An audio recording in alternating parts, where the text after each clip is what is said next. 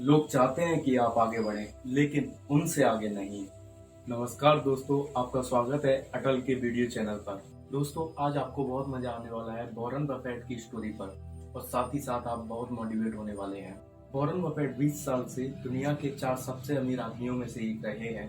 कभी रैंक 1, कभी रैंक 2, कभी रैंक 3, कभी रैंक 4। 2008 में वो दुनिया के सबसे अमीर आदमी थे। आज भी वो तीसरे या चौथे नंबर पर हैं। हार्वर्ड बिजनेस स्कूल में पढ़ने गए थे, वहाँ उन्हें रिजेक्ट कर दिया गया। आज उसी स्कूल में उनकी केस स्टडी सिखाई जाती है। वॉरेन बफेट को फालतू का खर्चा करना बिल्कुल भी पसंद नहीं है। वो आज भी अपने वहाँ के पुराने से घर में रह रहे हैं, जिसे उन्होंने 1958 में $31,500 में खरीदा था। उन्हें लोगों से मिलना बिल्कुल भी पसंद नहीं है, वे मिलते नहीं है किसी से, लेकिन लोग उनसे मिलना चाहते हैं। एक बार उनके मिलने के लिए बोली लगाई गई थी। बोले मैं मिलूंगा, मैं मिलूंगा। बोली 35 करोड़ की थी, तो उन्हें 35 करोड़ रुपए लंच में दिए गए और उनसे बोला मुझे आपके साथ 1 घंटे लंच करना है।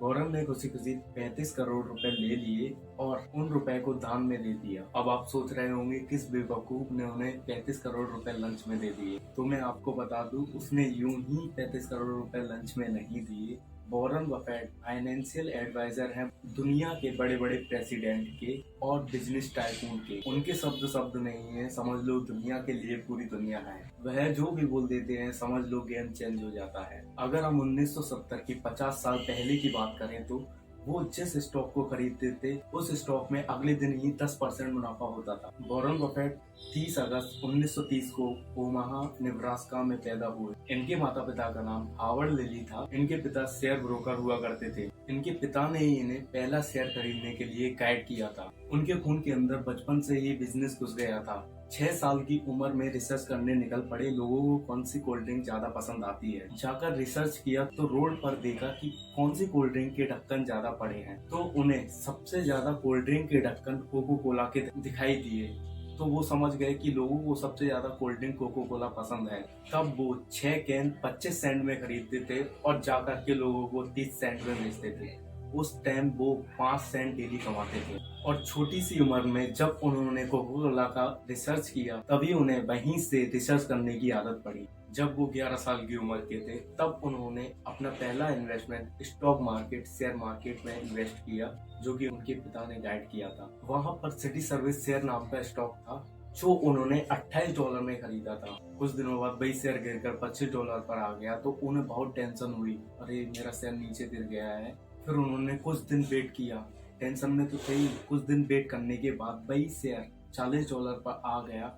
जैसे ही $40 पर आया उन्होंने जाकर उस शेयर को बेच दिया। उन्होंने सोचा कि कहीं ये फिर ना गिर जाए। उनके बेचने के बाद वही शेयर $200 का हो गया। यह देखकर वे बहुत परेशान हुए, लेकिन उन्हें सीखने को मिला अगर कंपनी अच्छी है तो उसे ग्रो करने में टाइम लगेगा, मैंने जल्दी कर दी। जिस उम्र में बच्चे क्रिकेट खेल रहे थे उस उम्र में वे स्टॉक बाइंग करना खेल रहे थे। 16 साल की उम्र में वे $53,000 कमा चुके थे। इनके खून में बिजनेस तो था ही, लेकिन अपनी छोटी सी उम्र में ये गाड़ियां धोते, कलेक्टर स्टैम्प्स बेचते, पुरानी गोल्फ को खरीदकर उन्हें रिफर्बिश्ड करके बेचते।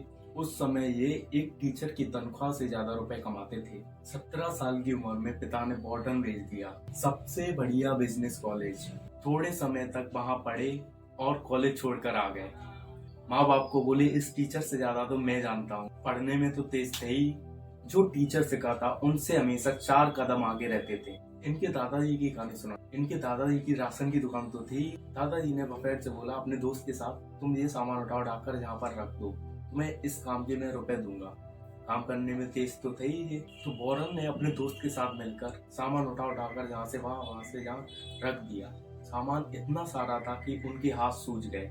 काम खत्म होने के बाद दादाजी ने केवल उन्हें 90 सेंट दिए। 90 सेंट देने के बाद बोले तुम दोनों इसमें से आधे आधे कर लेना। वॉरेन बोला दादा तो यार बहुत तेज निकला यार, उन्होंने $1 भी नहीं दिया, केवल 90 सेंट दिए। ना कोई शुरू में कॉन्ट्रैक्ट बनवाया। उस समय उन्हें एक बात समझ आ गई, कोई भी बना रहे लेकिन कॉन्ट्रैक्ट पहले साइन करवाना है कि भाई कितने रुपए दोगे। चाहे जॉब भी लेने जाए ना, अगर जॉब भी लेने जाओ ना तो पहले ही बात कर लेना कितने रुपए दोगे, क्योंकि एक बार तनख्वाह फिक्स हो गई तो हो गई, 1 साल तक बढ़ती नहीं है। इसलिए कॉन्ट्रैक्ट बनवाना पहले ही बहुत जरूरी है। वॉरेन बफेट कभी जीमेल से मैसेज नहीं करते। उनकी 63 कंपनी है, 63 कंपनी में केवल एनुअल लेटर भेजते हैं, वो भी अपने हाथों से लिखा हुआ। इसके पीछे भी एक कहानी है, चलिए मैं आपको बताता हूँ। एक समय की बात है, उनका दोस्त नेब्रास्का में हुआ करता था। उसने माइक्रोसॉफ्ट ज्वाइन किया था। वो माइक्रोसॉफ्ट की सीनियर लीडरशिप में था। उसने वॉरेन को जीमेल करते हुए पूछा, एक बात बता, तू कभी माइक्रोसॉफ्ट में इन्वेस्ट नहीं करता, ना ही कोई उसके शेयर खरीदता है। तुझे क्या लगता है माइक्रोसॉफ्ट में कोई कमी रह गई है जो तू उसके शेयर नहीं खरीदता? बफेट ने मेल पर रिप्लाई करते हुए कहा, मैं माइक्रोसॉफ्ट इसलिए नहीं लेता, कई सारे कारण लिख दिए और साथ ही नेब्रास्का की बहुत ही बेकार फुटबॉल टीम थी उस टाइम, उसके साथ जाकर माइक्रोसॉफ्ट को कंपेयर कर दिया।